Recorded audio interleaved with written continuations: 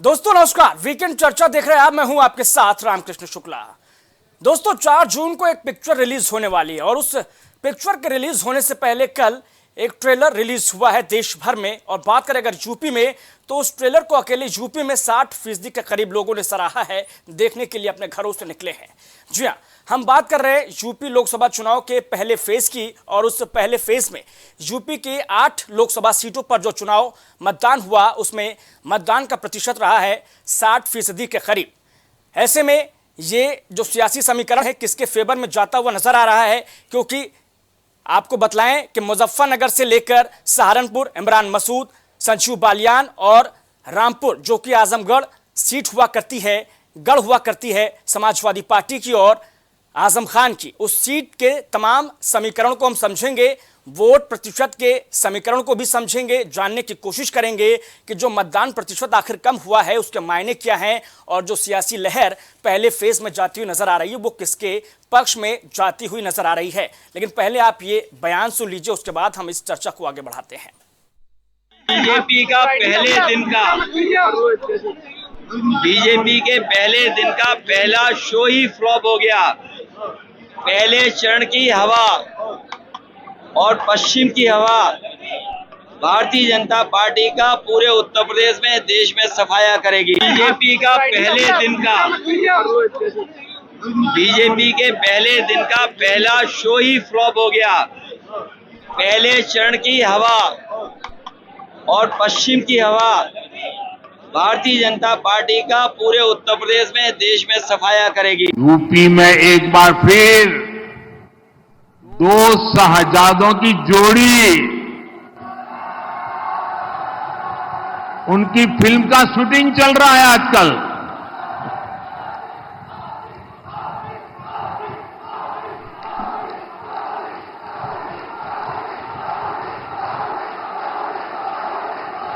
और ये 2 शहजादों की फिल्म का पहले ही रिजेक्शन हो चुका है। यूपी में एक बार फिर 2 शहजादों की जोड़ी, उनकी फिल्म का शूटिंग चल रहा है आजकल।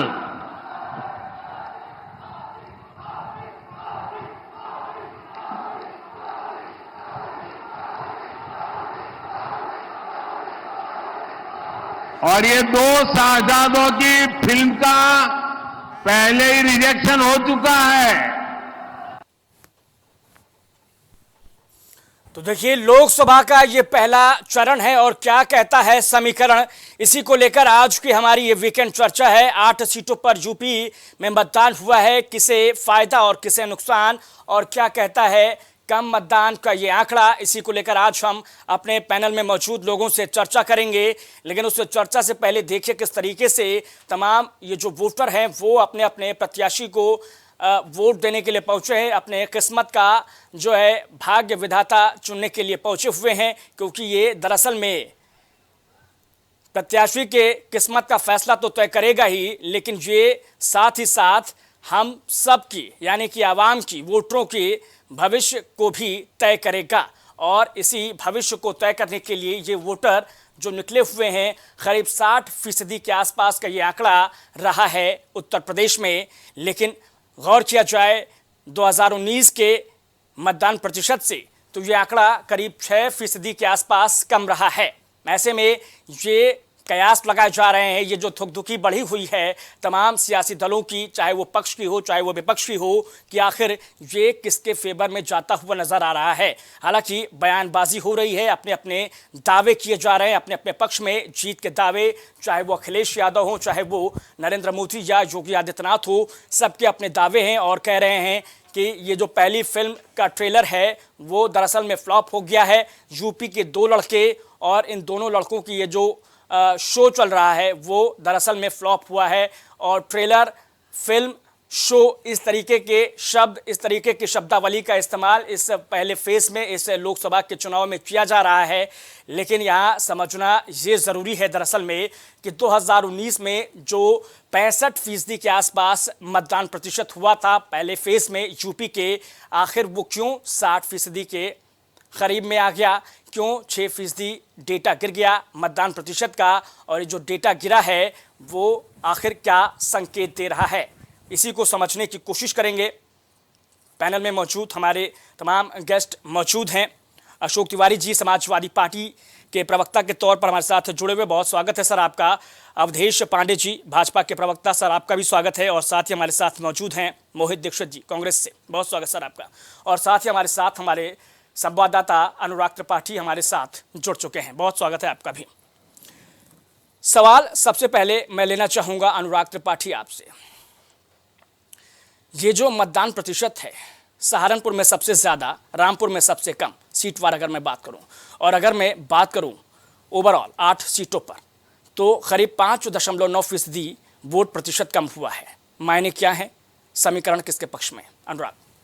समीकरणों की बात की जाए, जिस तरीके से 8 सीटों का गणित आप देखिए, चाहे रामपुर हो चाहे मुरादाबाद जी, विपक्ष ने लगातार यहाँ प्रत्याशी बदलते रहे, कभी आजम खान के कहने पर, कभी अखिलेश यादव अपनी सोच से बदलते रहे जी। और उसके बाद जिस तरीके से रैलियाँ हुई, आप देखिए ना, नरेंद्र मोदी ने जिस तरह से रैलियाँ की, साथ में योगी आदित्यनाथ भी रहे उनके साथ, करीब इन दोनों लोगों ने मिलकर 50 से ज़्यादा रैलियाँ कर डाली। इन जो 8 जो अपने पास लोकसभा क्षेत्र थे, इनमें काफ़ी कुछ देखने को मिला। इसके अलावा आप देखिए संगीत सोम और जिस तरीके से विपक्षी दलों को लेकर के बीजेपी एक अलग तरह का टकराव देख रही थी, क्योंकि आप जिस तरह से सीटों का गणित देखेंगे तो यहाँ पर जिस तरह से ठाकुर बहुल क्षेत्र है, तो जाट जिस तरह से उतारे जाते रहे हैं, तो उनको लेकर के तमाम दिक्कतें आती रही हैं। चाहे मुजफ्फरनगर दंगे की बात कर लीजिए, उसके बाद जो ठाकुर बहुल नेता हैं उनको बीजेपी ने बिल्कुल दरकिनार कर दिया। तो ऐसे में संगीत सोम के जो साथी रहे, सुरेश राणा रहे, इन सब लोगों को जब जैसे ही इस क्षेत्र से बाहर किया गया, बाहर की जिम्मेदारियां दी गई, तो इसकी वजह से बीजेपी का जो एक तरह से वोट बैंक है उसमें आपसदारी की खींचतानी दिखने को मिलती है। और साथ ही जो विपक्षी दलों की बात करें तो कांग्रेस और समाजवादी पार्टी अभी इस बार एक हो गए हैं, और उनके जो जिस तरीके से प्रत्याशी हैं, क्योंकि 17 जो सीटें हैं उसको लेकर के कांग्रेस अपने प्रत्याशी उतार रही है, बाकी उन्होंने अखिलेश यादव को समर्पित कर दी हैं अनुराग, सीटें। जो वोटिंग की ओर रुझान कम हुआ है वोटरों का, ये आखिर क्या संकेत दे रहा है? देखिए, एक तो प्रत्याशी वाली बात जो मैंने आपसे कही कि प्रत्याशी बदलते रहे तो समर्थकों को और जो प्रत्याशी के अपने लोग थे वो कटते चले गए। इसके अलावा यहाँ पर एक ये भी फैक्टर है कि जिस तरह से भीषण गर्मी रही जी, वोटरों के बीच में काफ़ी जिस तरह से चुनाव आयोग ने मेहनत की, बाकी जिस तरह सियासी दलों ने मेहनत की कि वोटर ज़्यादा निकलें और उनके पक्ष में वोट डालें। लेकिन वोट डालने की बात तो तब आती है ना कि जब माहौल उस तरह से क्रिएट हो पाता। एक तो लोगों के बीच काफ़ी कन्फ्यूज़न रहा कि आज किसी पार्टी का कोई नेता है, आज कोई प्रत्याशी बन गया है, कल उसको बदल दिया गया, तो इस तरह की एक कन्फ्यूज़न ये रही। और दूसरी बात, मौसम को भी इसमें एक कह सकते हैं बड़ा फैक्टर रहा है। ठीक है अनुराग, वापस आऊँगा आपके पास। अनुराग त्रिपाठी हमारे संवाददाता हैं जो हमें तमाम जानकारी दे रहे थे हमारे साथ। अवधेश पांडे जी बीजेपी से हमारे साथ जुड़े हुए हैं। अखिलेश कह रहे हैं कि पश्चिमी यूपी से एक हवा चली है और बीजेपी का सुपड़ा साफ कर देगी। 3 सीटें आई थी 2019 में, इन 8 सीटों में 3 पर ही सिमट जाएंगे क्या अवधेश जी? देखिए रामकृष्ण जी, अखिलेश यादव जी तो अभी ट्वीट खेल रहे हैं, प्रेस कॉन्फ्रेंस कर रहे हैं, अभी तो प्रचार में उतरे ही नहीं रहे हैं। उत्तर प्रदेश की राजनीति को आप समझते हैं तो जान लीजिए कि अखिलेश यादव जी अपनी सीट नहीं तय कर पाए हैं। सोनिया जी, प्रियंका जी, राहुल जी उत्तर प्रदेश में भी सीट तय करने की हिम्मत नहीं कर पा रहे हैं जी, क्योंकि जान रहे हैं कि भारतीय जनता पार्टी की सुनामी है, और इस सुनामी में आसन्न हार को देखते हुए जो कांग्रेस और समाजवादी पार्टी के बड़े नेता हैं वो प्रचार से भाग रहे हैं, बहाने बना रहे हैं। भारतीय जनता पार्टी के पास करिश्माई नेतृत्व है, मोदी जी का ट्रैक रिकॉर्ड है, गरीब कल्याणकारी योजनाएं हैं, और हमारे जो राष्ट्रीय स्वाभिमान के विषय हैं, सेवा के काम हैं, सुशासन का विषय है, और जो हमारी उत्तर प्रदेश की योगी सरकार की उपलब्धियां हैं, इसको लेकर के भारतीय जनता पार्टी धुआंधार प्रचार में है। और जो पहले चरण का मतदान हुआ है उसमें 100% तो हम जीतेंगे ही। उत्तर प्रदेश की सभी 80 सीटें जीतेंगे। भारतीय जनता पार्टी अपने दम पर 370 सीटें जीतेगी, और 400 पार का जो हमारा नारा है, जो हमारा संकल्प है, वो वास्तविकता में तब्दील होगा। इसमें जनता को भी कोई संदेह नहीं है। अवधेश जी, 80 का नारा आप चुनाव से पहले देते रहे, लेकिन अब चूंकि पहले फेज का इलेक्शन खत्म हो गया है, तो अभी भी आप बरकरार हैं 80 के उस नारे पर कि 80 सीटें भारतीय जनता पार्टी जीतेगी, इसमें किसी को कोई संदेह नहीं होना चाहिए। और जो कांग्रेस और सपा का अंदरूनी सर्वे है वो भी जानते हैं उनकी स्थिति क्या है। ठीक है, समाजवादी पार्टी से हमारे साथ अशोक तिवारी मौजूद हैं। अंदरूनी सर्वे आप जानते हैं, और देखिए 80 का दावा चुनाव से पहले भी था और अभी भी वो उस दावे पर कायम है। डब्बा गोल समझा जाए पहले फेज में अशोक तिवारी जी? जी जी जी जी। देखिए भाई, पूरा मीडिया समझ रहा है, पूरा देश देख रहा है, वर्तमान समय में माहौल, जनता का माहौल भाजपा के खिलाफ। भाजपा का 10 साल का शासन देखा जनता ने, और 10 साल में उसे कुछ नहीं मिला, हाथ खाली है भारतीय जनता के। जनता को महंगाई, बेरोजगारी, भ्रष्टाचार लबालब भरा हुआ है। एक हाथ से एक तरफ छापा पड़ता है, धंधा आ जाता है। इनका झोल पोल सब खुल गया भाजपा का इन 10 सालों में, और जनता पूरी तरह से त्राही त्राही कर रही है। जनता लामबंद है इस समय, इसको पलटने के लिए, इसको बेदखल करने के लिए सत्ता से। किसानों का मुद्दा हो, नौजवानों का मुद्दा हो, बेरोजगारों का। अशोक तिवारी जी, आपका आकलन क्या कहता है इन 8 सीटों पर? आपका आकलन क्या कहता है सर? 8 की 8 सीटें हम जीत रहे हैं। ये 8 की 8 सीटें हार चुके हैं पूरी तरह से, और अंदर से बेचैन है, खलबल खलबल कर रहे हैं अंदर से। अंदर बेचैनी है बड़े नेताओं में, बाकी लोग समझ नहीं पा रहे हैं, बड़े नेताओं में बेचैनी है। ये जो वोटिंग हुई है, वोटिंग ही बता रही है कि भाजपा हार चुकी चुनाव, भाजपा हार गई चुनाव। वोटिंग का पैटर्न ही बता रहा है कि भाजपा चुनाव हार गई, कल एसटी सिमट गई। कल एसटी हसन के यहाँ पर पुलिस की टीम पहुंची हुई थी। अशोक तिवारी जी, एसटी हसन के यहाँ पुलिसिया टीम पहुंचती है, निर्वाचन की टीम पहुंचती है, और धांधली का आरोप लगता है चुनाव में। धांधली का, धांधली कौन कराता, हारने वाला या जीतने वाला? अरे सही बात है कि धांधली कौन कराता है? क्या धांधली के आने का भी प्रयास करती है भाजपा, धांधली का आने का पूरा प्रयास करती है, उस पर भी कुछ नहीं कर पाती है। हसन साहब, दोनों हाथ हसन साहब भाजपा में आ चुके हैं क्या? अशोक तिवारी जी, क्या बोले? मैं कह रहा हूँ एसटी हसन साहब भाजपा में आ चुके हैं क्या? नहीं, भाजपा में क्यों आ चुके हो जी?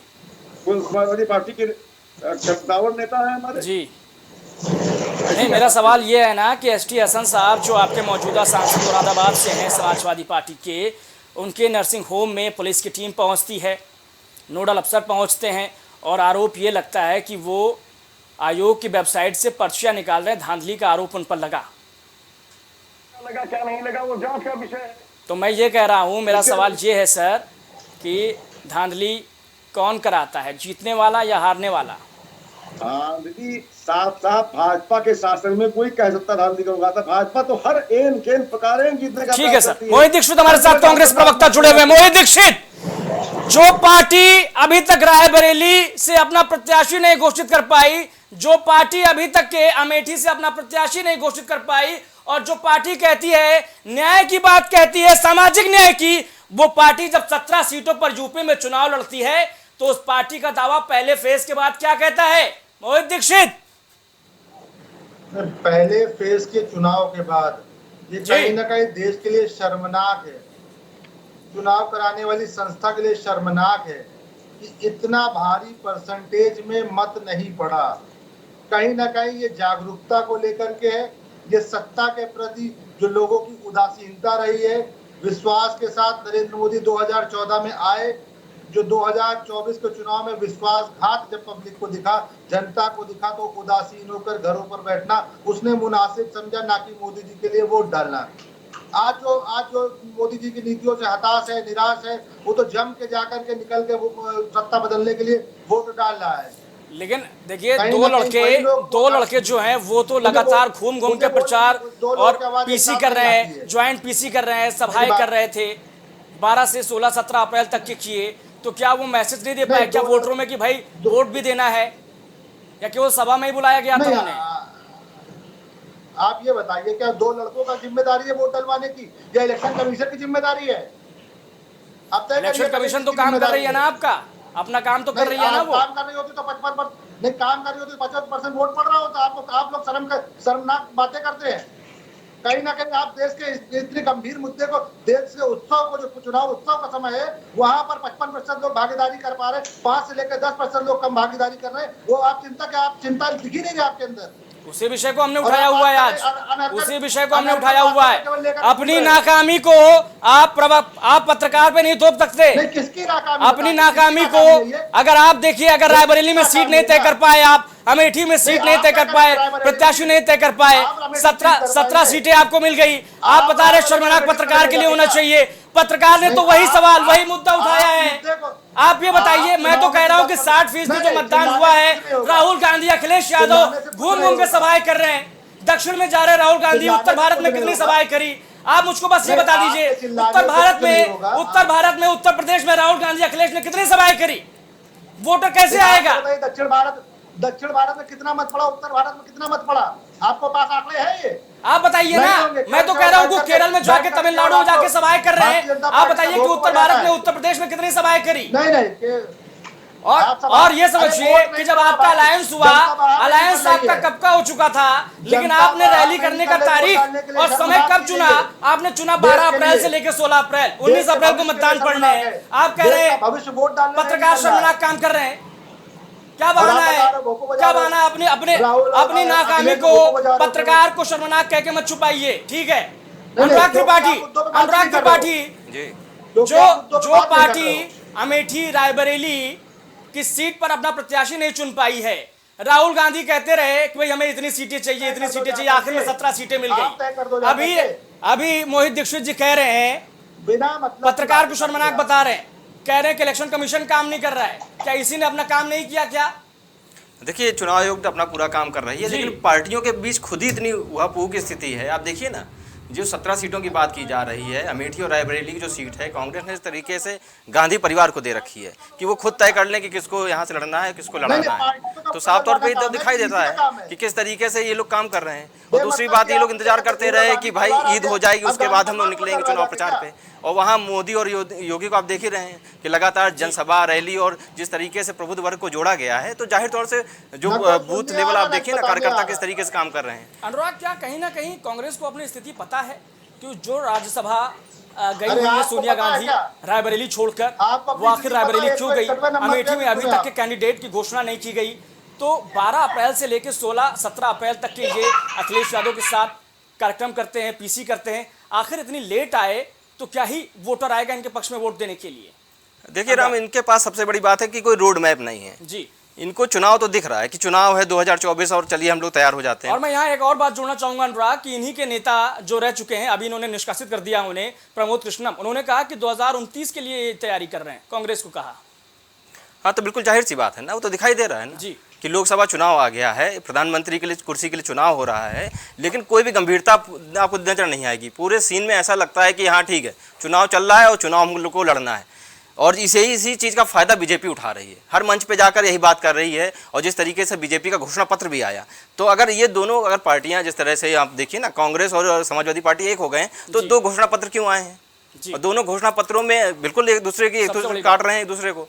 तो जाहिर तौर पे दिखाए ना कि अगर लड़ रहे हैं साथ में, तो ये घोषणा पत्र लाते और उस पर लड़ते, लेकिन वो कोई बात नहीं सामने रख रहे हैं। ठीक है अशोक तिवारी जी, 8 सीटों को जीतने का दावा और संविधान मंथन कर रहे हैं। एक समय में समुद्र मंथन हुआ था, अभी आप संविधान कर रहे हैं, मंथन कर रहे हैं। अखिलेश कहां से लड़ेंगे? मंथन हुआ क्या अखिलेश पे लड़ने पर? जी, आप थोड़ा कमेंटेटिव लैंग्वेज इस्तेमाल ना करें तो अच्छा होगा। आप एंकर हैं, ठीक है? आप एंकर हैं, हमने बहुत डिबेट किए हैं। आपसे शालीनता की उम्मीद करता हूँ। मैं बहुत शालीनता से बात कर रहा हूँ सर। जी, मैंने बात करें, शालीनता से बात करें, मैं शालीन ही रहूंगा। मैं बहुत विनम्र व्यक्ति हूँ, ठीक है? जी जी जी। तो मैं कहना चाहता हूँ, कहिए अपनी बात। 2014 में माननीय मोदी जी सत्ता में आए थे, जनता ने हर्ष और उत्साह से स्वागत किया था मोदी जी का। मोदी जी नारा लगाते थे, बहुत ही महंगाई की मार। मोदी जी बोलते थे भ्रष्टाचार दूर कर देंगे, मोदी जी बोलते थे बेरोजगारी दूर कर देंगे, 2 करोड़ रोजगार देंगे नौजवानों को। मोदी जी का वादा था किसानों की आय दोगुनी कर देंगे 2022 तक। सच्चाई यह है, जनता ने बहुत भरोसा किया, जनता ने मोदी जी को बहुत प्यार दिया। बदले में क्या मिला? भ्रष्टाचारी पार्टी, भ्रष्टाचारी सरकार, बदले में क्या मिला? भ्रष्टाचारी पार्टी, भ्ष्टाचारी सरकार का आरोप आप पर। अवधेश पांडे जी जवाब दीजिए। सर, देखिए मुझे बोलने दीजिए। सुन तो लीजिए, अरे सुन लीजिए, मुझे भी सुन लीजिए, एंकरिंग सुन तो लीजिए। उत्तर प्रदेश में क्राइम और करप्शन का गठजोड़ है जी। पहले भी उत्तर प्रदेश में 2 युवाओं की पिक्चर लगी थी और ये सुपर फ्लॉप हुई थी। मुझे बोलने क्या गया, देश में कांग्रेस की सरकार थी, किस प्रकार से कांग्रेस की सरकारों में घोटाले हुए। उत्तर प्रदेश में समाजवादी पार्टी की सरकार थी, किस प्रकार से दंगे लगे, कर्फ्यू अशोक हुए, तिवारी जी आएंगे और आपके one pass. District one mafia Ashok का तिवारी जी प्रोजेक्ट आएंगे आपके पास, समाजवादी सुन भी पार्टी लेकर के लीजिए। आई। अभी आप एलिकल उत्तर को बता रहे प्रदेश हैं, में बिजली संविधान बता रहे हैं गायब आप लोग, उसके बाद जब उत्तर आप प्रदेश में दूसरे गुंडों प्रवक्ता का के पास जा रहे हैं तो बात नहीं सुन रहे हैं। उत्तर भाई बात भी तो प्रदेश सुन में लो। कानून का राज अरे स्थापित हुआ है। इसलिए जनता सब जानती है, और जनता मोदी और योगी जी की जो डबल इंजन की सरकार चल रही है, जो जन कल्याण के काम हो रहे हैं, जो उत्तर प्रदेश में कानून का राज स्थापित हुआ है, उस सरकार से खुश है, उसी पक्ष में अपना फैसला सुना रही है। अब जनता नहीं चाहती कि उत्तर प्रदेश में निहत्थे कारतूतों पर गोली चले। अब जनता नहीं चाहती कि रामपुर में और मुजफ्फरनगर में ऐसा घिनौना कांड हो। अब जनता नहीं चाहती कि आतंकवादियों के मुकदमे वापस लेने की घोषणा कोई समाजवादी पार्टी की सरकार करे। अब अपराधियों का स्थान या तो जेल में है या जहन्नुम में ठीक है है। अवधेश जी, ये जवाब ले लेते कानून का राज हैं। उत्तर जी प्रदेश अशोक जी में अपनी बात स्थापित हो पूरी रहा है। कीजिए। ठीक है अवधेश जी, आपके पास वापस आएंगे। आप अकेले भाजपा से बात कर लीजिए आप। ठीक है अशोक जी अपनी बात कहिए। अशोक जी अपनी बात पूरी करिए। अशोक जी अपनी बात पूरी करिए, पूरा मौका आपको दिया जा रहा है सर। आप इतने उत्तेजित क्यों कह हम आएंगे तो फिर से आप इतने उत्तेजित क्यों कह रहे हैं? अभी तो आप बड़े शालीन और विनम्र हो रहे थे, अभी तो आप बड़े शालीनता से विनम्रता से बात कर रहे थे, हाथ भी जोड़ रहे हैं। अभी मौका दिया जा रहा है, समय कम है। जी अपनी बात करिए तिवारी जी। बहुत विनम्रता से अपनी बात रख रहा हूँ सर जी। बहुत विनम्रता से शालीनता से अपनी बात रखना चाहता हूँ। किसानों के मुद्दे पर मोदी जी बैकफुट पर हैं। हमने अपने घोषणा पत्र में किसानों के एमएसपी गारंटी की वादा किया है, तो हमने अपना रिपोर्ट क्या है वादा किया है। हमने किसानों को आपकी सरकार जब किसान अपने मूल्य को बढ़ाने की बात कर रहे थे, आपने एक पैसा नहीं बढ़ाया। मोदी जी ने बड़े बड़े पूंजीपतियों का कर्जा माफ कर दिया। हमने उसी तरह किसानों को सम्मान निधि मोदी जी देते हैं। इसी बात पर 8 की 8 सीटें हम जीत रहे हैं, पूरी तरह हार रहे हैं मोदी जी। मोदी जी का चेहरा उतर गया है। मोदी जी हताश है इस समय, निराश है इस समय, और 8 की 8 सीटों पर किसानों ने कायम रहा दिया है। किसान निकल करके पढ़ सके, वोट दिया किसानों ने। ठीक है अशोक और मोदी जी के लोग वापस आऊंगा। डालने निकले ही नहीं इस बार। मोहित दीक्षित बहुत देर से कुछ कहना चाह रहे हैं। मोहित जी आप अपनी बात भी रखिएगा, साथ ही ये भी बताइएगा कि जिस पार्टी के साथ आपका अलायंस है सर, आखिर उस पार्टी के साथ अलायंस में तो घोषणा पत्र क्यों? नहीं, आप मुझे घोषणा पत्र के बारे में कुछ बता पाएंगे क्या? अगर कभी चर्चा की हो आपने घोषणा पत्र में क्या क्या है कुछ नहीं, मेरा सवाल आपसे है। आप देखिए, आप मेरी बात ये समझिए, मेरी बात ठीक है, आपके पास चूंकि इसका जवाब नहीं है, आप इसका जवाब दीजिए ना। जैसे लोगों के कारण, आप जैसे लोगों में हमारी इंडिया की 161वीं पहुंच गई है। ये आप जैसे लोगों के कारण है। आप जितना प्रयास करते रहिए, आज देश की जनता कहीं ना कहीं आपको और मोदी जी को नकारने जा रही है। आप जितना प्रयास कराते रहिए, मुद्दों से बेहतर होकर, आप चाहे अमेठी की बात करते, घोषणा पत्र आपका है, घोषणा पत्र आपकी पार्टी का है, आप जनता के सामने रखेंगे या मैं रखूं? नहीं, आज चर्चा का विषय वोटिंग कम परसेंटेज की है। आप अमेठी में भी चले गए, राहुल पे भी चले गए, प्रेस कॉन्फ्रेंस पे भी चले गए। आज कारण मैं तो इसलिए चला गया ना क्योंकि सवाल पूछा गया भाजपा की ओर से। मैं तो इसलिए चला गया ना क्योंकि सवाल पूछा गया भाजपा की ओर से। आप भी अगर सवाल पूछेंगे तो भाजपा के प्रवक्ता जवाब देंगे ना सर। आपके मुद्दे की हम जवाब लेंगे ना उनसे। वोट परसेंटेज कम क्यों हुआ? वोट परसेंटेज कम क्यों हुआ? आपने आकलन किया कभी? चर्चा रख लीजिए। आपका आकलन क्या कहता है? आपका आकलन क्या कहता है? आप बताइए ना। मैंने तो डिबेट की शुरुआत में ही मैं पत्रकार के पास गया, अनुराग त्रिपाठी जी के पास गया, अपने संवाददाता के पास गया। अब सुन लीजिए, मैंने चर्चा की शुरुआत ही इसी सवाल के साथ की थी। ठीक है, अपनी बात रखिए आप, समय कम है। नहीं, ये नाकामी है इलेक्शन कमीशन की। आज जागरूकता खत्म कर दी उसने देश के लोग वोटरों से। जो देश का उत्सव हुआ करता था चुनाव, उसमें आज भागीदारी करने के लिए हमारी जनता बाहर नहीं निकल रही है। इसको बड़ा चिंतन का विषय है, बड़ा गंभीर विषय है। 10% वोट कम हुआ है। कहीं ना कहीं सत्ता के प्रति लोगों का उत्साह कम हुआ है। सत्ता के प्रति लोगों का जवाबदेही खत्म हुई है। सत्ता ने जिस तरीके से लोगों को अलग कर थलग कर रखा, केवल अपने मन की बात सत्ता पर जनता पर थोपी, तो आज जनता कहीं ना कहीं उदासीन होकर घरों पर बैठी। और जो सत्ता को हटाने के लिए तैयार बैठा था, वो निकल कर वोट करने गया है। उसने चाहे जितने बैरियर लगाए हो, चाहे जितना पुलिस की प्रताड़ना सही हो, चाहे जितना मीडिया ने उसको किया हो, वो जाकर के वोट डाल के आया है। ठीक है, तो आज वही परिणति दिख रही है वोट कम होने की। ठीक है अनुराग त्रिपाठी जी, ये उदासीनता, ये वोटरों की उदासीनता आखिर क्या दर्शा रही है? नतीजा वोट कम। देखिए, वोटरों की उदासीनता की बात करें तो वोटरों के पास सबसे बड़ी बात यह है कि प्रत्याशी नहीं है, उम्मीदवार नहीं है कि आखिर उनको किसमें सिलेक्शन करना है जी। क्योंकि जब भी वोट डालने आप जाते हैं, उम्मीदवार नहीं है। अरे आप सुन तो लीजिए पहले, अरे आप रोज नया उम्मीदवार खड़ा कर देंगे, सुबह दोपहर शाम को बदल देंगे, तो कौन लड़ने आएगा भाई? खराब है आपका।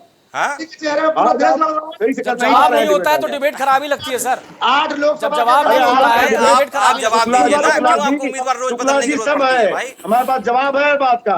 जवाब है तो बताइए। बात का है मतलब वोटिंग से प्रशासन का मतलब वोट फ्लो हो रहा है। अरे भाई, हमारे पास ये बताइए कि हम किसको चूज करें? है। आप सुबह किसी को बता खड़ा कर देते हैं चुनाव में, शाम को किसी और खड़ा कर देते हैं। शाम को हम तो इसी में कंफ्यूज हो रहे हैं। इससे मतलब क्या है भाई?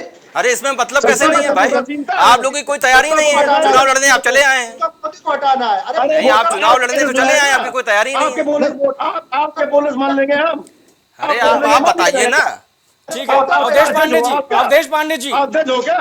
सुबह ये प्रत्याशी कुछ रखते हैं, शाम को बदल जाता है। डिबेट करानी है कि इनका आपको ये डिबेट टुकड़े कराने का तरीका टुकड़े नहीं आता बैंक है। से प्रभावित है, इसलिए इनका आपको घोषणा डिबेट पत्र करने भी का टुकड़े आता टुकड़े ही में नहीं आया है। है। शुक्ला जी, इन्हीं के गठबंधन का एक हिस्सा है सीपीएम, उसने अपने आप लोगों घोषणा ने पत्र एक में सौ कहा है नंबर पे यदि मीडिया हमारी को पहुंचा सरकार रखा बनती विश्व है में। तो देश से हम आप बहुत तेज परमाणु बोलते हो अस्त्र तुम। समाप्त कर देंगे, चिंता खत्म हो जो चुकी हमारे है। केमिकल और बायोलॉजिकल वेपन है उनको नष्ट कर देंगे। तो जी राहुल गांधी जी जिस शक्ति को समाप्त करने की बात करते हैं, सीपीएम अपने घोषणा पत्र में देश अरे को मोदी जी बहुत शस्त्र राग विहीन अलाप करने रहे, की कुछ बात नहीं हो रहा करती इस है, समय। देश को ये सब शक्तिहीन हथकंडे करने नहीं का अपनाए काम कर रही काम आ है। रहे हैं। ये लोग ये सनातन को हथकंडे गाली का देने साथ वाले सुन लोग रही हैं, देश। शक्ति के विनाश की उनको बात रोटी करते रोजगार हैं, देने की और बात है, इसलिए वो इनका नहीं करोगे घोषणा कभी पत्र जीवन में। टुकड़े टुकड़े में आया है।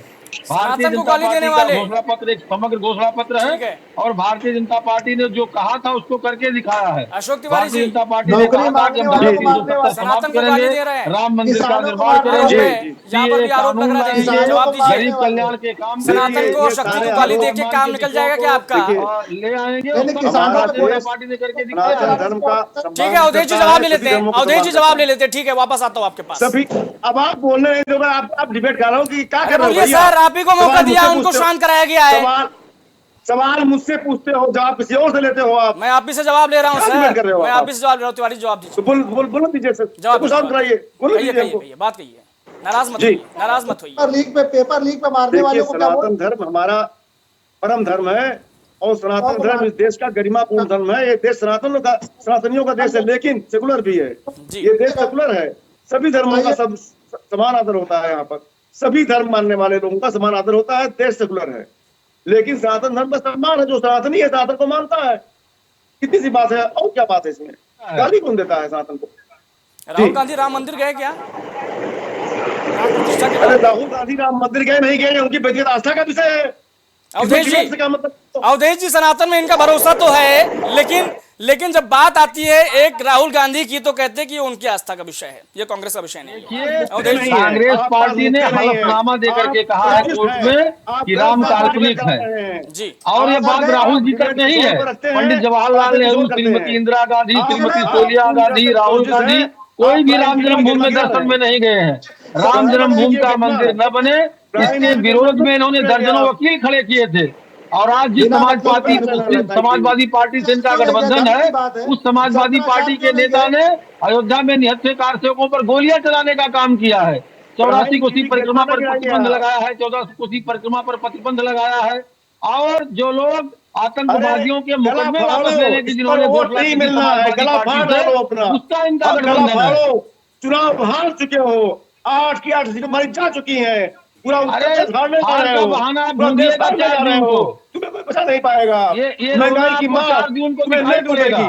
बेरोजगारों की ये 4 जून को 4 साल की नौकरी तुम्हें नहीं डूबेगी। अब भर्तियों में घोटाले नहीं होते, तुम्हें नहीं डूबेगी। भर्तियों में घोटाले नहीं होते, नहीं पुलिस भर्ती करती थी तो आपके चाचा घोटाला करके निकल पड़ते थे। नहीं आ रही है। मुद्दे की बात करते नहीं हो, नौजवानों को इधर उधर रोजगार बात मिल घुमाने रहा की है। बात करते हो। अब जनता घूमने वाली नहीं, जनता तुम्हारे पुलिस पास भर्ती का आने वाली घोटाला नहीं है। होता, गोमती रिवर फ्रंट का घोटाला नहीं होता, जल निगम का घोटाला नहीं होता, जनता तुम्हारे CAF का झांसे में घोटाला नहीं नहीं होता, आएगी। MOU का जनता घोटाला को नहीं मेट्रो होता। दिखाई दे रहा है, जनता को पुलिस मुख्यालय दिखाई दे भ्रष्टाचारी रहा पकड़े है, जा रहे हैं, जेल जनता जा को रहे जो हैं। है और सड़क उत्तर दिखाई दे प्रदेश रही में है, कानून रोड का राज जिस बच्चे स्थापित है, बीमार करते हैं, यहाँ बुलडोजर भी जनता चलता है, यहाँ अखिलेश जी की इनकाउंटर भी होता वाहवाही है। कर रही है, फिर का इनकार कर रही है। एक एक करके जनता बोलिए, अपनी विकास अपनी बात चाहती रखिए है, एक एक करके, जनता ऐसे बात समझ आएगी। आज जो है वो अपना कारोबार चाहती है। जी ठीक है, जवाब ले लेते हैं बीजेपी प्रवक्ता से। जी अवधेश जी, 4 जून को जवाब उत्तर मिल जाएगा प्रदेश कह रहे हैं। उत्तर प्रदेश में अब को कानून का दशहरा राज स्थापित देश है, पूरा अहंकार का बेटी और नाश होगा व्यापारी 4 जून को। सुरक्षित हैं। अब उत्तर प्रदेश में वो 4 जून को सरकार नहीं दशहरा है जो बनेगा कह पूरे देते देश थे कि में। लड़कों से गलतियां हो जाती हैं। अब उत्तर अहंकार प्रदेश का में नाश जेल और होगा। जहन्नुम में भेजा जाता है अपराधी को। ठीक है अब अपराधी अवधेश जी, ठीक थाने है। और तहसील मोहित का दीक्षित, संचालन नहीं मोहित करते। दीक्षित अपनी बात रखिए। जी मोहित जी, क्या प्रश्न है आप बताइए, किस चीज पर जवाब दूंगा। ये वो समय है जब लड़कों से गलतियां हो जाती थी, वो समय हुआ करता था एक, जब लड़कों से गलतियां हो जाती थी और नेताजी कह के टाल जाया करते थे, लेकिन आज कानून का राज है। अवधेश जी, बिल्कुल लड़कों से गलतियां हो जाती, जो फॉर्म भर देते हैं नौकरियों की आस में, जो कहीं ना कहीं नौकरियों के ढूंढने जाते हैं, तो उनको इको गार्डन में बैठ करके अनशन धरना करना पड़ता, जहाँ पुलिस के डंडे खाने पड़ते। ये लड़कों की गलतियां हैं जो फॉर्म भर रहे हैं इस सरकार में। इस सरकार में आशा ले रखे हैं कि उनको रोजगार मिलेगा, ये लड़कों की गलतियां ही हैं जो बेचारे इस समय भी आशान्वित हैं कि उनको नौकरियां या रोजगार मिलेगा। ये कहीं ना कहीं पकौड़े तलवाने का काम करने वाले लोग हैं। ये सत्ता केवल 4 लोगों को चलाने वाले लोग हैं, 4 लड़कों को केवल पालने पोसने वाले लोग हैं। मानी जी का लड़का हो जिसकी शादियों में शायद आप लोग भी नाचे हो या आप लोग भी गए हो, कि कईयों ने तो यहाँ पे हाथी के खाने वाली खिचड़ी भी खाई है। तो कहीं ना कहीं ये लड़कों की बात है, उन्हीं लड़कों के लिए अच्छा केवल मोहित जी, मुझे एक बात मोदी जी काम बताइए, करते हैं, बाकी आपको बाकी को 17 पता सीटें नहीं। यूपी में मिली हैं, आपका आकलन क्या कहता है 17 सीटों पर? 17 ने 80 के 80 सीटों पर यूपी में जीतने जा रहे हैं और कम से कम 400 सीटों पर इस सरकार के खिलाफ नाकामी जनता करने जा रही है और कहीं ना कहीं 400 सीटों पर ये भारतीय जनता पार्टी को हरवाने जा रही है। ठीक है अवधेश जी, संविधान मंथन हो रहा है और 4 जून को जब मंथन होगा तो इस मंथन में बीजेपी का सफाया हो जाएगा। ये 4 जून को बहाना ढूंढेंगे, 4 जून को ये विलाप करेंगे, 4 जून को किसी को ये दोष देंगे और इनके पास कोई चारा 4 नहीं जून है। को मोदी जी न भाग इनके जाएंगे। पास कोई नेता है, न इनके पास कोई नियत है, न इनका कोई प्रबंधन है। ये उत्तर प्रदेश से साफ हो गए हैं। ये अपने पार्टी के लोग इनके लगातार टूट रहे हैं। ये अपना कैंडिडेट दे नहीं पा रहे हैं। इनका गठबंधन बिहार में किसी के साथ ठीक है अनुराग पश्चिम त्रिपाठी, बंगाल में किसी के ये हमने साथ है देखा कि विपक्ष और के नेताओं दिल्ली में में, सब भ्रष्टाचारियों के प्रवक्ताओं साथ है। में तो ये इनका जो गठबंधन क्राइम के साथ है, इनका नाराजगी गठबंधन है करप्शन के साथ है, शो को इनका लेकर या गठबंधन अपना जवाब न भ्रष्टाचारियों दे के पाने साथ को है, लेकर इनका और इसका गठबंधन ठीकरा आतंकवादियों इस के शो साथ पर है, जनता से छोड़ने को गठबंधन लेकर, भारतीय इसके जनता पीछे क्या पार्टी वजह का मान रहे हैं? INDA का है। देखिए वजह और साफ इसीलिए है उत्तर कि प्रदेश के जवाब अंदर कोई है सबका नहीं इनके साथ पास। सबका विकास का तो नारा अब जो मजबूत उनसे हो सवाल रहा है। पूछता है उसी के ऊपर अनुप्रिया ये पटेल ठीकरा जी इस फोड़ देते हैं गठबंधन कि में आप है, तैयार नहीं है जयंत चौधरी सोचने जी पे, इस ना कोई गठबंधन में तथ्य है, हैं ना कोई डॉक्टर फिगर्स संजय हैं। निषाद अवधेश जी इस ठीक है, आपके गठबंधन पास में है, वापस क्योंकि आऊंगा। राजभर जी अवधेश इस जी ठीक गठबंधन है, में ठीक है सर, है और वापस आ रहा हूँ आपके मजबूत पास। गठबंधन अनुराग त्रिपाठी हमारे अपनी संवाददाता स्थिति बोल दिला रहे रहा हैं। है। हाँ तो मैं बता जी, रहा था अनुराग। आपको, आप देखिए सबसे बड़ी बात इनकी कोई तैयारी है नहीं। जी तो तैयारी ना होने की वजह से ये बार बार जो भी इनसे सवाल करता है तो उनको उल्टा ही जवाब देते हैं। भाई अगर आपकी तैयारी पूरी है तो आप जवाब देने के लिए तैयार रहिए ना। आप बताइए तैयारी अगर कि पूरी है तो जवाब के लिए तैयार रही है ना। जी मोहित जी बताइए। नंबर पे कैसे पहुंच गई? जी मोहित जी कहिए। नहीं, बिल्कुल जवाब दिया जा रहा। जवाब चाहे मीडिया को देना हो, जवाब चाहे सड़कों पे देना हो, इस सरकार के खिलाफ देना हो। हर समय आप कहे ना कहे, देखे ना दिखाए, कहीं ना कहीं 4000 किलोमीटर तक जो राहुल गांधी पैदल यात्रा करते हैं कन्याकुमारी से लेकर कश्मीर तक, जब बड़ी बढ़िया यात्रा कर रहे हैं मोहित दीक्षित जी। भाई मोहित दीक्षित जी बहुत ही सम्मानित प्रवक्ता पार्टी के हैं आप, बहुत ही बढ़िया यात्रा कर रहे हैं राहुल गांधी जी। इसको मैं शुभकामनाएं देता हूं इसके लिए कि 4 जून को जब नतीजे आए तो कुछ ना कुछ आपके फेवर में हो। लेकिन मुझे एक बात बताइए कि जब आप बात कहते हैं कि हम जनता को जवाब देंगे, हम मीडिया को जवाब देंगे, हम सड़कों पर उतरकर जवाब देंगे, लेकिन जब मीडिया का व्यक्ति आपसे सवाल करता तो आप उससे कहते हैं हमारे घोषणा पत्र में क्या है बताइए। यानी कि घोषणा पत्र आपकी पार्टी का है, मैं आपकी पार्टी का प्रवक्ता हूं, क्या जो मैं बताऊं कि क्या है उस घोषणा पत्र में? जब आप बता रहे हो, नहीं, जब आपको ये मालूम है कि 2 दलों ने अलग अलग घोषणा पत्र दिया है, संगठित होकर क्यों नहीं दे दिया है, क्या नहीं दे दिया है? अरे आपको ये नहीं मालूम कि सत्ता बनने के बाद एक साझा मिनिमम कॉमन प्रोग्राम बनता है, उससे पहले सारे दल अपनी अपनी बातें रखते हैं जनता के बीच। और आज आप चाहते हो कि अभी से कॉमन मिनिमम प्रोग्राम रख दिया जाए जनता के बीच, तो आपको कम से कम कुछ तो गणित मालूम होनी चाहिए, किस तरीके से देश चलता रहा है, किस तरीके से देश। एनडीए के लोगों ने भी अपने अलग अलग घोषणा पत्र फर्क ये मालूमात इस वजह से करा रहे हैं कि भाई हमारा जो है एजेंडा अलग है, उनका एजेंडा अलग है। सत्ता बनने के तो जब बाद एजेंडा ही अलग है तो मिलकर चुनाव क्यों लड़ रहे हैं? ठीक है सबसे ना? बड़ा सवाल तो यही है ना। अब कौन से वोटर्स हैं जिनके बीच में इनका घोषणा पत्र का प्रचार किया गया? इन्होंने प्रेस कॉन्फ्रेंस की और मीडिया को बता दिया कि ये हमारा घोषणा पत्र है। घोषणा पत्र क्या मीडिया तक ही रखना था क्या? वोटरों तक जाएगी जब इनकी बातें, तभी तो उनको वोट मिलेगा कि मीडिया आके इनके लिए चुनाव में आके प्रचार करेगी। इन्होंने अपनी तरफ से तो कोई कोर्कसर किया नहीं। हम चलेंगे आपके साथ, हम चलेंगे आपके साथ, लेकिन यहाँ पर जवाब दीजिए फिलहाल। हम चलेंगे आपके साथ। मोदी जी की बात तो गली गली तक पहुंच अरे रही है ये ना। बताइए ना कि आपके घोषणा पत्र में ऐसा क्या है कि वोटरों को रिझाने के लिए आपने क्या किया है? गली गली तक पहुंच रही है ना। मोदी जी की बात पहुंच रही है कि वो पेट्रोल डीजल 30 रुपए कर दिया। मोदी जी की बात पहुंच रही है गैस सिलेंडर। अरे आप उसके बारे में बताइए, आप ये बताइए आप क्या करने वाले हैं? अगर आप चुनाव जीते तो आप क्या करेंगे, उस पर बात करिए।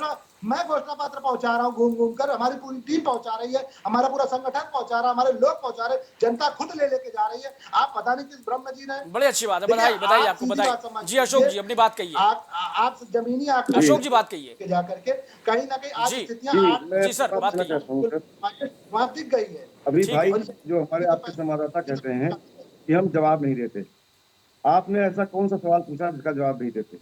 नंबर 1। नंबर 2, घोषणा पत्र की बात कर रहे हैं आप। हमने स्पष्ट रूप से कहा, आप शांतिपूर्ण सुनिए। आप हमारे घोषणा पत्र में किसानों को एमएसपी की गारंटी दी गई जी। किसानों को कहा गया है कि स्वामीनाथन रिपोर्ट के आयोग से हम गारंटी देंगे। ये मांग किसानों की चिर प्रतीक्षित मांग है, बहुत लंबे समय से किसान मांग कर रहे हैं। लाठी खाया, डंडा खाया, गोली खाई,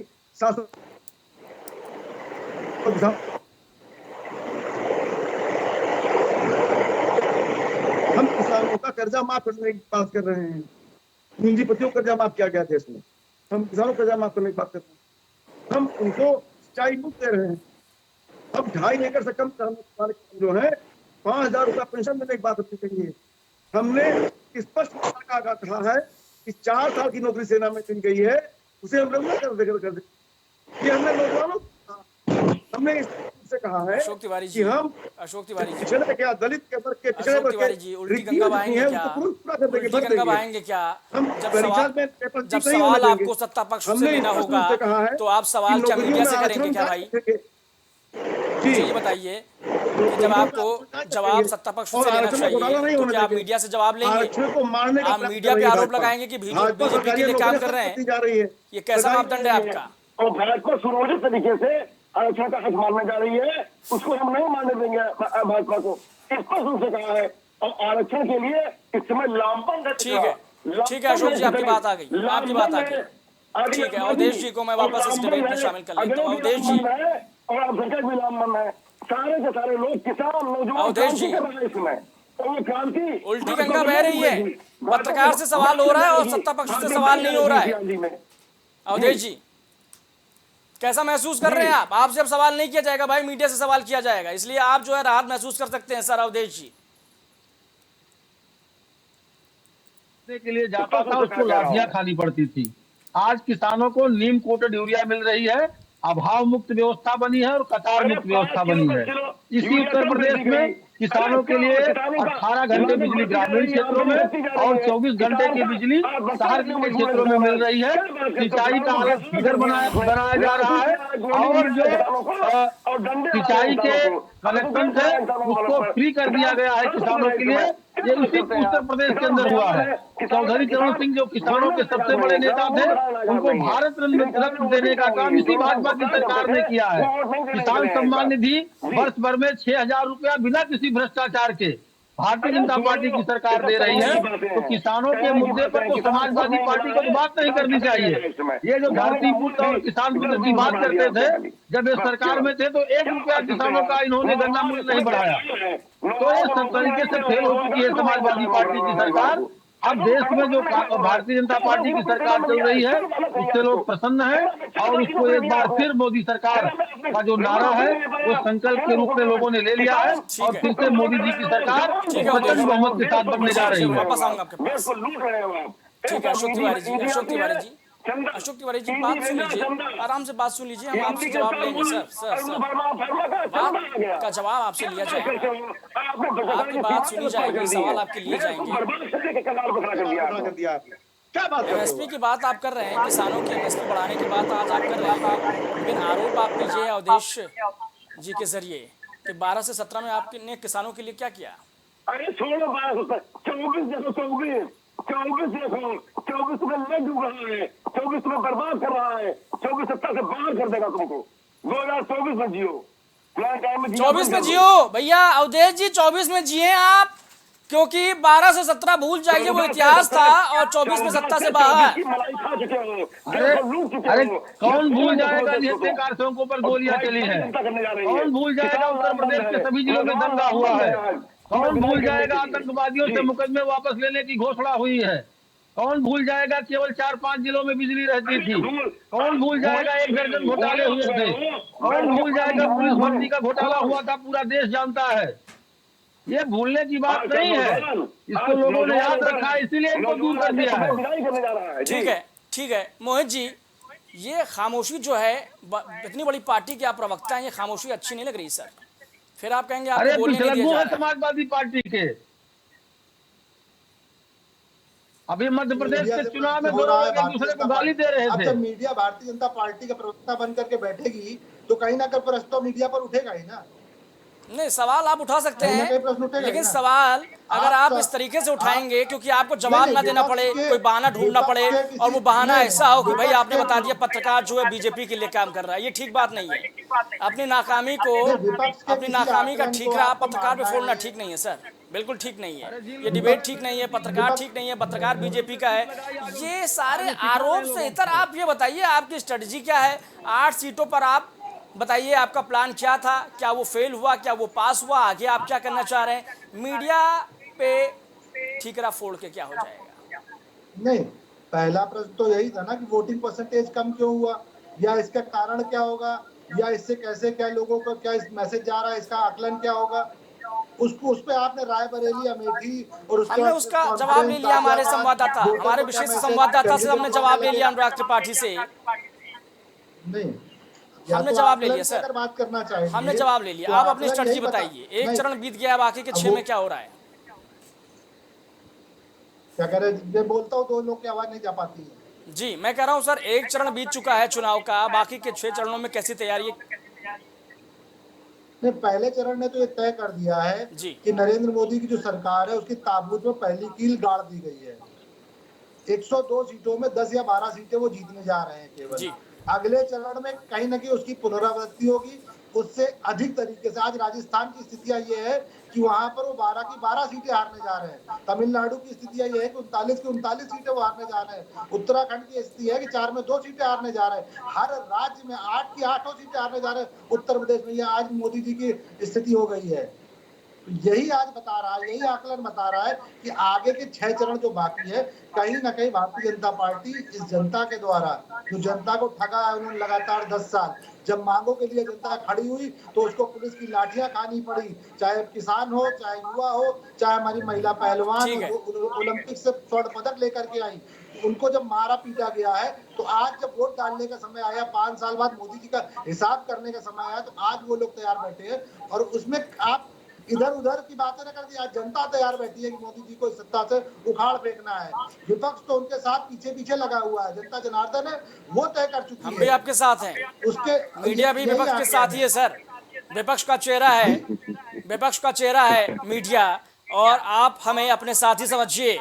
हम सत्ता पक्ष के नुमाइंदे नहीं हैं, हम सत्ता पक्ष के साथ नहीं हैं, हम विपक्ष के साथ में हैं। हम लोकतंत्र का हिस्सा हैं, चौथा खंभा है लोकतंत्र का। आप हमें अपने साथ समझिए सर। अनुराग त्रिपाठी, ताबूत में पहली कील ठोक दी है इससे पहले फेज में, कांग्रेस के नेता कह रहे, प्रवक्ता कह रहे। देखिए, अगर कह रहे हैं तो अच्छी बात है, लेकिन अब ये भी तो है ना कि इन्होंने मेहनत कितनी की फर्स्ट फेज में, और सेकंड फेज अब स्टार्ट हो रहा है, तो सेकंड फेज के लिए क्या कुछ करते हैं? आप चिंता कर रहे हो? अरे भाई, चिंता नहीं कर रहे हैं, चिंता की आप ही की बात, आप ही चिंता कर रहे हैं भाई। आप सुन तो लीजिए, हम तो चाहते हैं कि विपक्ष मजबूती से आए, हम तो चाहते हैं कि लोकतंत्र में विपक्ष आगे बढ़े। हम ये कतई नहीं चाहते कि आपको कतई कमतर समझा जाए। सुन तो लीजिए, आप सुनते ही नहीं है। आप अपने आगे सुनिए तो सही, पहले वैसा फल मिलेगा हमको। सुनिए, बात सुनिए, पहले सुन तो लीजिए भाई साहब। इतना क्रोधित क्यों हैं आप? मैं किसी की पैरवी तो कर नहीं रहा हूँ। जैसा मेहनत करेंगे भाई, जैसी मेहनत कर रहे हैं वैसा परिणाम है सामने। मैं जो फैक्ट्स है मैं उस पे बात कर रहा हूँ ना, फैक्ट्स पे बात कर रहा हूँ, मैं फैक्ट्स पे बात कर रहा हूँ ना। सुन लीजिए। मैं कह रहा हूँ, अगर आप लोगों ने ईद के बाद आपने ये चुनाव प्रचार स्टार्ट किया, तो आपने चुनाव प्रचार से स्टार्ट किया ना ईद के बाद। अब प्रधानमंत्री हो या सीएम हो, लगातार जिस दिन से अनाउंसमेंट हो गया इलेक्शन का, लगातार लगे हैं दिन रात, वो भी सबको दिख रहा है ना। पार्टी है ये, मैं ये नहीं कह रहा हूँ कि आप कहीं कम, गांव-गांव तो फैली हुई पार्टी है। अरे गांव-गांव तक फैली थी, अगर ये वोट में तब्दील नहीं होगी तो उसका फायदा क्या है? इसका आप ये देखो ना, आप एक राष्ट्रीय पार्टी थे, उत्तर प्रदेश में आपको 17 सीटें मिली। एक सेकंड जवाब सुन लीजिए जी। अशोक जी, गाँव-गाँव में फैली हुई पार्टी है जी, आगे कहिए। हमारा एक एक कार्यकर्ता गांव-गांव में जा रहा है, गांव-गांव में संपर्क कर रहा है, महीनों संपर्क कर रहा है, साल संपर्क कर रहा है। हम बूथ फैले हुए हैं, हमारा मुकाबला करना आसान नहीं है। बहुत अच्छी बात, मीटिंगें कर लेने बहुत अच्छी बात है। मैं भी आपको चंदे का शुभकामनाएं पैसा दूंगा, आया, मैं भी आपको शुभकामनाएं दूंगा और विपक्ष को पूरे शुभकामनाएं दूंगा कि अपोजिशन जो है वो रहना चाहिए। लोकतंत्र में बहुत बड़ी भागीदारी होती है और इसी के साथ मुझे इस डिबेट को खत्म करने का जो है वक्त आ चुका है और आप सभी मेहमानों का इस डिबेट में, इस चर्चा में शामिल होने के लिए बहुत बहुत शुक्रिया। अवधेश पांडे जी, अशोक तिवारी जी, मोहित दीक्षित जी और साथ ही हमारे संवाददाता अनुराग त्रिपाठी जी, आपका भी बहुत शुक्रिया इस डिबेट में बने रहने के लिए, जुड़ने के लिए, अपना कीमती समय देने के लिए। तो ये था आज का वीकेंड डिबेट, वीकेंड चर्चा, जिसमें आज हमने चर्चा की यूपी की 8 सीटों पर हुए पहले फेज के तहत मतदान प्रतिशत की। आखिर क्यों मतदान प्रतिशत कम रहा, आखिर इस कम हुए मतदान प्रतिशत का इशारा क्या है, समीकरण क्या है और किसके फेवर में जाता हुआ नजर आ रहा है। तो फिलहाल के लिए इस डिबेट में इतना है, लेकिन बने रहिए प्राइम टीवी के साथ। कुछ भाव पुष्प। आप देख रहे हैं प्राइम टीवी, सच साहस सरोकार। प्रॉब्लम्स थी जो मेरे को स्टेप्स चढ़ते हुए प्रॉब्लम थी, वो अब I think so 70% is improved. ठीक है, मेरे को एंकल में प्रॉब्लम थी एंड मेरे को नसेस मसल्स प्रॉब्लम थी, जो मसल्स में काफ़ी पेन रहती है, जो अब की इस टाइम पर एक बार ही मैंने लिया, मैं लास्ट टाइम आया था, उसके बाद मैं अब दोबारा आया हूँ, तो ऐसे 70% इज इम्प्रूव्ड, जो कि डॉक्टर नहीं कर सका। मैंने हाँ, मतलब मैं गंगा राम के हॉस्पिटल के डॉक्टर से तकरीबन 2 साल तक ये ट्रीटमेंट करा था, उनको समझ ही नहीं आया ये प्रॉब्लम क्या है। दैट इज अब बेटर है।